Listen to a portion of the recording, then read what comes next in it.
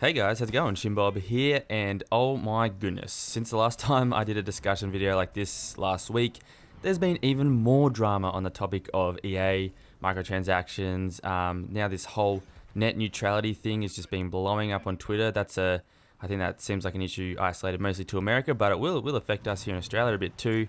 And there's just been a lot of things going on, and I really just wanted to step away from that for now, because I feel like there's still more to come regarding all these issues with microtransactions and games and just everything that's been blowing up on Twitter lately that I've been seeing in my feed, and take a look at something a bit more positive, because I like talking about positive things, and I think these other topics still have more to come, so I'm going to let them unfold a bit more and see how they finish up, and then maybe I'll discuss those sort of things once they come to a bit of a rest. But today, what I want to be talking about with you guys is, as you can probably tell through the thumbnail and the title of the video, is the new update to Titanfall 2.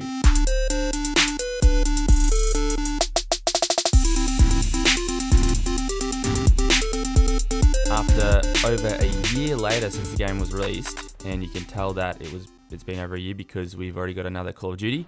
That's how I like to tell what time of the year it is. You just sort of position yourself around when Call of Duty is coming out. You know we're coming up to Christmas because there's a new COD, and sort of go over what's in the patch and what I'm excited about. Not really a lot there, but it's some cool new stuff, and there's a little piece in there from Respawn regarding sort of the grapple hook changes and stuff, which I wanted to touch on a bit and say why I think that it's good that they've done what they've done. Alright, so let's just jump straight into it. I've got the patch notes up in front of me here, well, announcement patch notes, whatever you want to call them, in front of me here, just sort of going over them.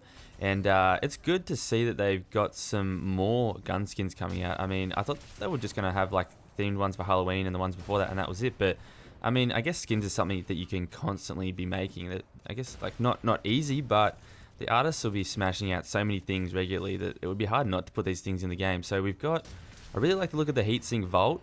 I like the Vault, so I'll probably pick that one up. The Headhunter Alternator is nice too, and goddamn, they just had to put a flatline one in there too. That's gonna be 3 there that I want. Maybe I'll just get the whole pack, but they all look pretty nice. I think all the sort of elite skins they've had for the weapons since they started doing them have been fantastic. So that's nice to see those in the pack. Now, as far as like gameplay, patch notes and stuff like that, they don't really have much. They've got the fact that all Advocate gifts are now purchasable with credits, which is really cool. I think it'll be a good chance to sort of for a lot of us complete our collections a bit, because like everyone has like a bazillion credits and nothing really to do with them. The game mode for this month week is Nitro Mixtape, which is Nitro Free for All. The Nitro sort of game modes aren't really my style, so I'll probably just be sticking to attrition, considering that's where the bulk of the player base is too, just to get quicker, consistent games. And apparently they've fixed an issue where cloaked enemies look like they were having some sort of mosaic overlay instead of being cloaked when someone's in their Titan. But I haven't really noticed that, probably because I've been playing enough, but it's good to see that they're still fixing bugs this late on into the game's lifecycle. I'll just quickly skip over the next bit and come back to it, because that's the bit I really wanted to talk about the most. The next bit I will talk about, though, is the new community banners that they've put in, which look awesome. I mean, most of the banners, and particularly the new ones that have come out with updates, have been fantastic. And these ones, I think, they just pushed it over the top. These are next level, like fantastic artwork. I really like that 8-bit one with the Vanguard Titan and the pilot running through like Mario. That's sick. They're super cool, and I'm going to be looking forward to getting these in the game. And then, of course, below that, they've got the whole community corner section, so go check those bits of artwork out. There's some fantastic stuff in there, and it's really good to see that so many people and the talented artists and stuff that we have in the community are still making like passionate artwork for this game. It's a real testimony to Respawn and the sort of the universe they've created with Titanfall. Now for the bit that I was sort of drawn to immediately, I was fishing, looking for this throughout the patch notes when I sort of started reading them. And I imagine a lot of you would have been drawn to this bit as well. It's regarding the changes they made in the previous patch that the community was quite vocal about. They didn't necessarily agree with as a majority, and I too don't necessarily agree with the changes they made either. I preferred it the way it was regarding grapple, and things like the Mozambique and Wingman Elite being like primaries and some of the other ones not being primaries and stuff. Mostly the grapple. I think that was the main thing that people had a grapple with. And I apologize for that. That was disgusting. I might even edit that out. And while I may not agree with the actual changes themselves, I do like the way that they've come back clearly, like every developer would be aware of these initial backlashes and responses from the community, and they've clearly come back straight away and given their response and their reasoning behind it.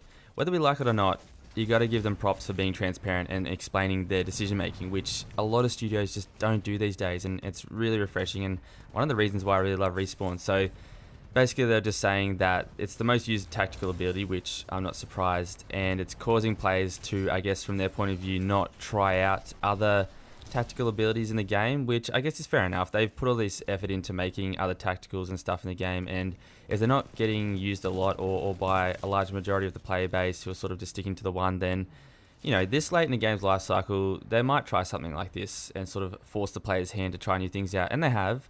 I've tried a few new different things, and, you know, I enjoyed them.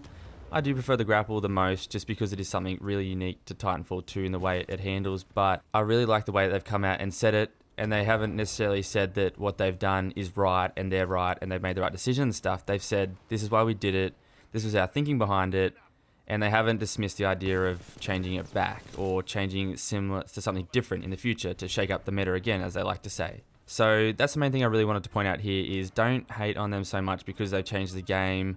Give them a bit of slack. They've been really good to us over the last year and a bit, and I think they deserve a bit of credit because they're not afraid to come out and explain themselves a bit and their thought processes. So to encourage this sort of behavior from them and other developers, we have to respect that, I think, especially in this current climate of gaming and developers, when you just don't see this enough, especially in such a quick manner. When it was maybe a month ago, whenever the last update came out, you know, a few weeks ago, and they're already back with another update with some more content and an explanation. I think it's fantastic, and I just hope that the exact development method that they've been using throughout the life cycle of Titanfall 2 continues now that they're owned by EA. So congrats to you guys at Respawn for getting acquired by EA for a shit ton of money. And I know a lot of it's tied to the performance of Titanfall 3 and you guys as a studio going forward. So I just hope that they don't become that sort of overlord to you guys and let you sort of develop in the way that you have for the last year and a bit. And it's been fantastic, the way you've handled microtransactions, the way you've given